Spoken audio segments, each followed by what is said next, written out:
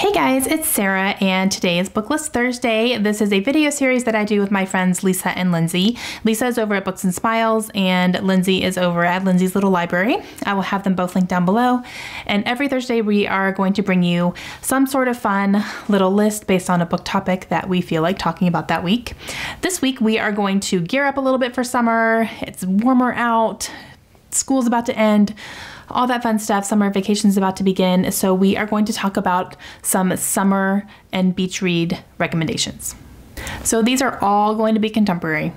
They just are. Those I think are the best things to read at the beach because they're very light, they're very fluffy, they're very entertaining, they're usually quick reads. So that's just what it is. The first one I'm going to recommend is Big Little Lies by Liane Moriarty, or really anything by Liane Moriarty, but this one has been my favorite so far. And this is a drama that is surrounding three women who are the mothers of kindergartners, I believe. I think it's kindergartners. And they find themselves in some sticky situations. They are part of a community that is very, like hoity-toity and very worried about image and competition-y. And you see these women dealing with not only the people that they're surrounded by in their society, but also surrounding, their own secrets that is not publicly known about their lives.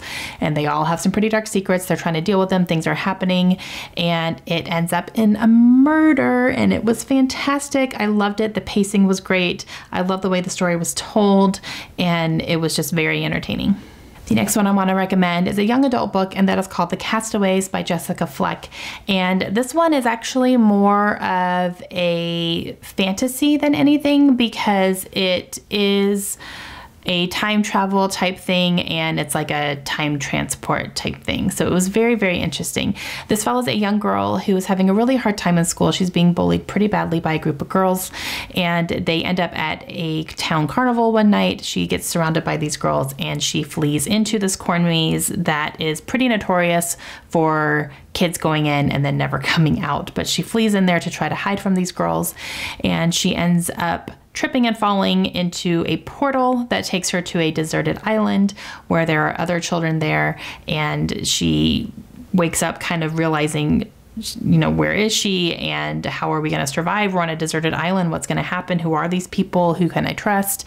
And it was really, really entertaining. It's a little bit of a Lord of the Flies feeling from what I'm understanding. I have not read Lord of the Flies yet, but that's what I've heard. And it's definitely a survival story. So I thought it was really interesting. I think it's a great beach read because it does take place on a deserted island.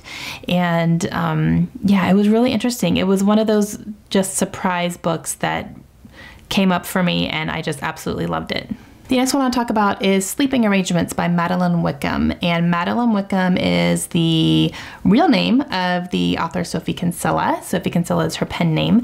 So she writes under both. And this one was a very entertaining read. And this is actually a book that takes place during a family's vacation. And they go to this house in Spain that is from one of their friends. And they end up being double booked by another couple. And the other couple happens to be the ex-boyfriend of the wife. So it's a little awkward and a little like, ooh, and it was funny. It was hilarious, and I really enjoyed it.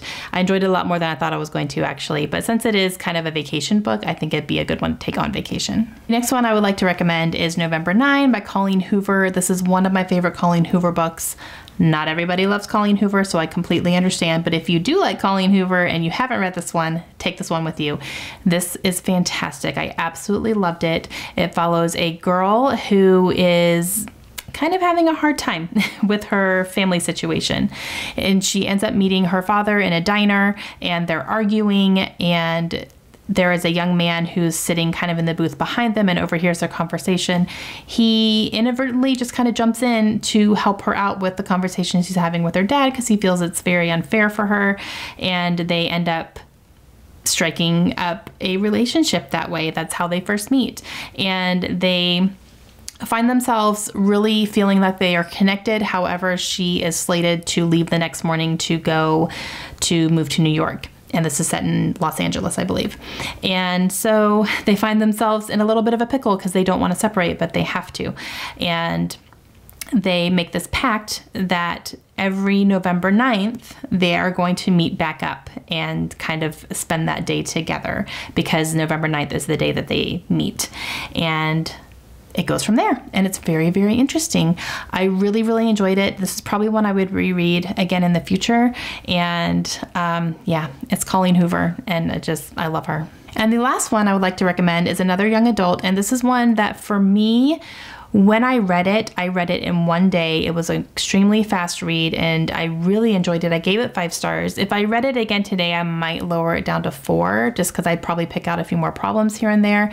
But at the time that I read it, it was just fantastic. And that is Everything, Everything by Nicola Yoon. This follows a young girl who lives in a bubble.